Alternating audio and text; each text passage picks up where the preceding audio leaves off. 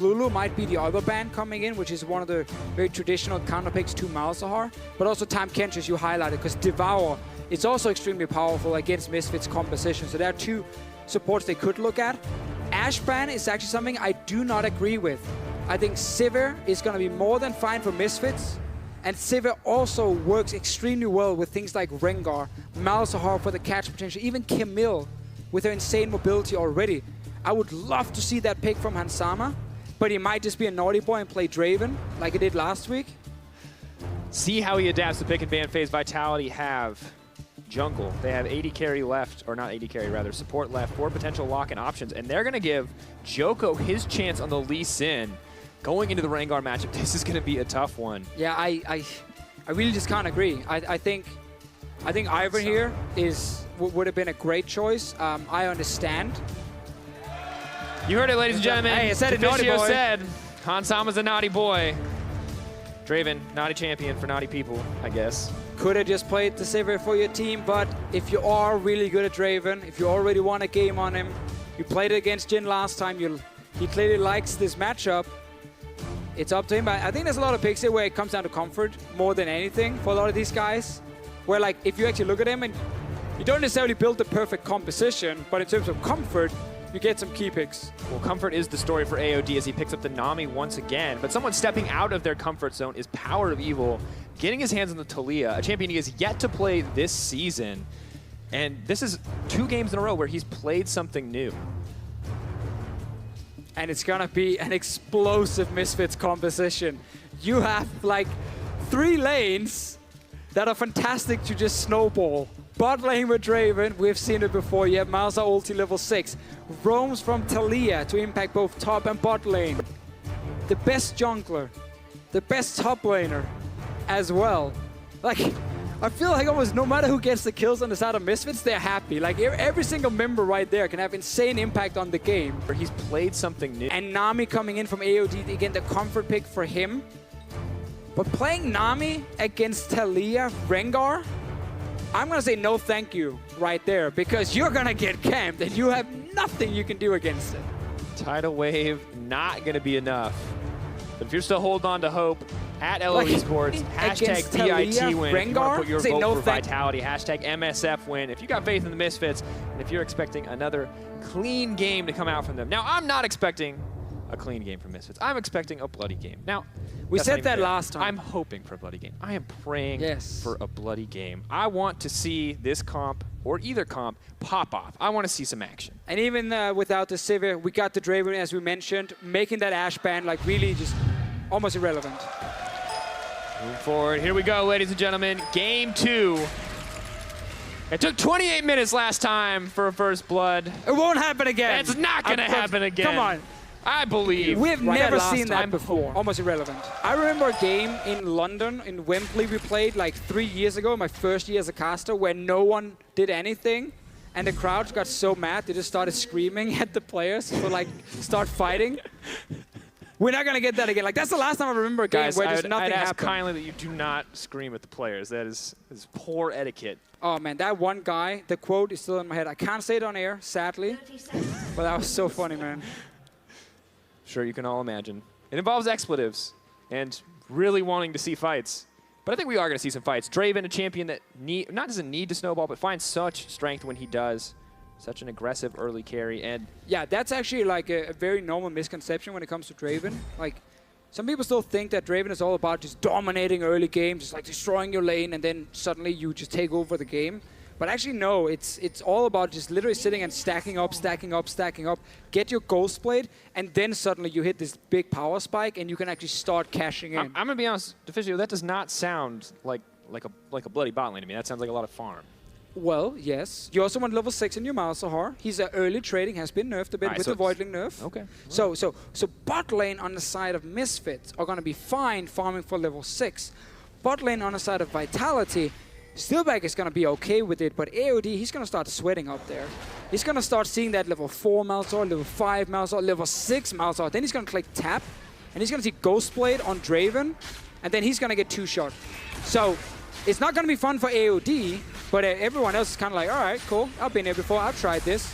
This man is a rookie playing his first series on stage. And he's getting put on Nami again. Yeah, because keep in mind, I mean, AOD's experience comes from the Challenger Series. He has not had an opportunity to play on the LCS stage. He gets his first opportunity mid-split and going up against an insane It's all lane bot lane on the side. And the last time AOD actually played Professional League of Legends, Hans Sama was 14 years old. So he obviously didn't get to play against him in the Challenger Series a whole lot. Might have made him in solo queue. But now AOD is trying his luck. He wants to really lock down that support spot on Vitality. And it's a tough first series to really show what you can do. And it's not AOD that lost in the last game. It was mistakes in every lane. If the team fell apart, and we're going to have to see if we get the same level of performance coming in from Misfits this time around. Already pressure in the bottom lane. Top lane trades look relatively fine for now, but junglers, once again, have to be where we keep our eyes. The Rengar continuing his full clear on the bottom side, and Joko really looking to find a lead on top. Yeah, I feel like Joko is the man who needs to get the lanes going, especially early when Rengar won't gank. He's looking at top lane, but it can be very difficult ganking Camille because of her E, but this time around they get a flash. Of course, Poppy does have the ability to cancel out the dash, and the skill is very telegraphed. So Alfari not going to opt for the wall dive out. It's not realistically an option. One of the strengths of that matchup. An interesting mid lane matchup where for Jace, the actual all-in is going to be strong for him, also with exhaust. But for Power Vivo, he doesn't need to all-in Nuke Dog at any point, honestly. All he cares about is mid lane push into roams to the side lanes with Talia. It's one of the things I really like about her. The way she can just impact the entire map so effectively, and she can push the waves in almost any matchup. So that regard is kind of safe. But obviously you have to respect the potential all-in with the jungler showing up. But every mid laner has to respect that. So I think if you are playing with Camille, if you're playing with Draven, you have two very clear champions that you want to get rolling. Talia is perfect. Twisted Fate, another pick that can help really push these side lanes and get them ahead. I think any other ground. Twisted Fate, a pick we saw a lot more of in NA, have not seen here. But Talia, once again, waiting for that level 6, as is the break point in almost each and every one of these lanes. Some quick trading on the bottom side, not going to mean too much. Oh, the sick 3-6 Rengar gank. Hi guys, I'm here to push the wave. And take a minion. Oh, look at that nerfed Q range. That was one of the things we touched. The thing about Rengar is, you know, we nerfed a lot of abilities, no CC immunity. Very important to highlight. It was one of the huge things for him. Still have the cleanse though. Yeah. Follow up CC That's immunity. fair. That's fair. But still, after, like, you just couldn't really keep him down. That is gone. But we haven't actually nerfed his damage. Because then it's like the range on his Q that's been nerfed, and the duration of his ulti has been nerfed. Which means he still has that potential to dive your AD carry and kill him in like 2 seconds. Just bounced and he was It's a little less than 2 seconds. All right, if I know 1 second. 1 second. Joko is trying his hardest to snowball the lane. Flash forward, does get a flash out in the end. So support flash for support flash. Probably a positive trade for Vitality for now, but if that flash is still down when level 6 hits, it'd be a big issue for the team overall. Well, for both here, Kakao is going to hit level 6 of the power play. relatively soon. Ignar won't get his by the time Kakao has it, but Talia ulti plus Rengar ulti is enough to kill the no-flash Nami. Guarantee first blood for Draven, most likely. And then suddenly, pressure on the bottom side. It's going to be much like the last game right now, Drakers, where this bottom side of the map is an easy gank target for Misfits, a very easy way for them to get the advantage in the early game. And once again, you have this kind of lineup from Vitality where they want to be able to send Nuke Dog to a side lane, so he can push out the side lane. Then he roams in and groups up with the team, and you have the siege comp with Jace and Jhin. But if you start falling behind, Talia will just match the push, and she can use her ulti. You can't as a Jace. This feels so difficult for Vitality because they couldn't find anything last game. Misfits slowly, steadily snowballed, but they don't have late game assurance once again. Joko's trying again, though. No level 6 for him. Level 6 is available for Cabo Shard. Alfari has to try to find a way out. He may get taken down. First blood drops for Joko, and that's a great start. Yeah, that's exactly what they need. We highlighted Joko, said it was important for him to make some plays in the early game, get these lanes going. I think Alfari was actually walking out to place his ward just when Joko showed up around the corner. That's why Alfari stepped away from the tower. Instantly just went down. Constant mind games of delaying their E of Camille with the W from Poppy. No, poor Kakao. That does not work anymore, my friend. No longer actually going to give you a net movement speed boost. So I think he's actually moving down. His ward is ready at this point. He knows the wave is crashing in. Actually, never mind. He just sees Joko instantly. Should have stayed on the tower, but what Alfari is trying to do, he's trying to stay away from the It wall. is available So for he's like, Cabo Shard up get away there. from tower, get away from the wall on the left, the wall on the right. Sadly for him, it's still too easy for Vitality to kill the no flash And this Camille. is really an opening that only exists while Camille is level 5. So once she's level 6, she can use the ult, and the ult functions like a Fizzy, like a Vlad pool. It has that brief moment of invulnerability, of untargetability, where you can dodge and get out of just about anything and mitigate a ton of incoming damage. Still, good for Vitality. They need more though, they need way more. Because we have 6 on Rengar, we have ulti on Talia. AOD has no flash in the bottom lane. It's a very easy gank for Misfits to execute. But again, they have this kind of comp where they're fine waiting for these ulti. They're fine waiting for the correct opportunity because it will appear at some point. Like, they will get a chance to combine all the ultis and just kill whoever they want. Joko looking to kill someone before Misfits get the opportunity. Ignar's growing forward. Doesn't see that the Lee Sin is here. Now pulling back. No level 6 for the bot lane yet.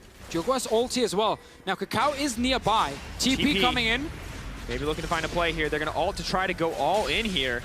Poppy's on the backside. Hansama running for his life. Ignar gets shot. Cabo flash forward, knocks him into the wall. Hansama set to fall. He's going to drop Ignar. Will he be next? Dodges out the bubble. The Kakao is on the way in. Does get hit by a nice shot, though. Is going to stop the advance. Kakao could be next. Waiting, backing up. Has to flash to safety. That is a beautiful fight in the end. Coming. Talia's coming. Where's the wall from Power Vivo? Waiting. Wall goes in. Who's going to get cycled out? No one. Very late from Power Vivo here. Needed to get in range first, though. I mean, this is good. This is great for Vitality. You said you wanted more, and they got more there. Now, meanwhile, the bot lane fight happened. Nukdog died as well. Didn't get to see where he actually died, but has Чисто was just психологически against аспект да получиш гол толкова рано също предполагам оказва някакво влияние. Видяхте ли притеснение рухва на страна на вашите футболисти? I'm sure he just roamed down and ulted on Nukdog. So Power Vivo probably knocks him back now. Yeah, okay. Nukdog not respecting the potential roam from Camille and ends up dying instantly. Like to set up bot lane though with TP advantage from Vitality. Good response from Mansama trying to clear out the wave with the Draven ulti as well to see if they could get a bit of extra damage on. I think he's actually I mean, this is good. Kind of the big thing of all the fundamentals we were talking about. We thought Vitality might be lacking, but they're showing us more this game, and it's already a much better look. Now, they're not out of the woodwork yet. Gold is still just about dead on even. The main matchups don't have that big of a lead. No, I mean, Joko has been a good early game jungler every week so far. Like, his kill participation is extremely high in the early game. He's picked up a lot of first spots on his own as well. This kind of game on Lee Sin, he's doing his job in terms of trying to really snowball the lanes. Sadly for him now, he has to see this bot lane tower fall. Top lane tower going down as well, but it will be in favor of Misfits. First tower, extra gold from them, and a good rotation. Not going to be a massive difference here, but they are now set up to take the dragon if they want it. Cloud, not all too crucial, but still a good benefit. They might go for second turret here, because they're really far ahead on the play, and the wave clear is just a Poppy, so there's nothing Cabo can do to stop them. And there's 3 AD threats pushing this down. Camille has a Sheen as well. This one's going to drop. This is a massive increase in tempo for Misfits. And what looks like an even trade to start off for Vitality turns against them so quickly. The problem for Vitality is just the swap into top lane is so difficult when the enemy team has things like Camille that can auto, Q, auto, Q, auto. That's 5 super quick hits on the turret. So she's extremely strong at just rushing down towers. Alfari was already in the bottom lane. After he had made his little gank in the mid lane, he was already down there. So when they actually swapped to top lane, it was just a few seconds later than Misfits. Sadly for them, it cost them now 2 towers. All the pressure lost on the bottom side of the map. AOD not comfortable roaming quite yet. Is joining Steelback as he pushes this wave forward. We start to track the mid vision. We can see Misfits have control of the bottom side. And it was just a really smart and quick adaptation from Misfits. Like, Alfari saw that the 2 guys were top lane, instantly just went straight back down to the mid lane. Hansama had already pushed a wave in, so they were just ready to like match this push. Looking for a pick now. Let's see if they're spotted by anything. Oh, Control Ward will spot them out as they come in. TP's going in behind. This could be a big fight for Misfits. Waiting on the ultimate. Where's the Weaver's wall? Kakao goes forward. Steelback goes out. Power People flashes over the tidal wave. That's beautiful. Wall goes forward. AOD not going to find comfort in the Misfits jungle. He gets locked down. He's set to fall. Hansama cashes in, and Misfits find a kill in the mid lane. Misfits, they wanted so much more. They invested teleport. They had the ulti from Rengar. They were collapsing on 3 members from Vitality. But good escape, honestly, from them. In the end, AOD dies. Mid tower, Cabo. Trying to find a way to disengage. Don't think he can hit everyone. Takes the Rengar out. Alfari still on the front line, still ready to go in. Vitality once again starting to bleed, starting to lose objectives across the map. 3K gold lead 12 minutes in. Wall goes forward.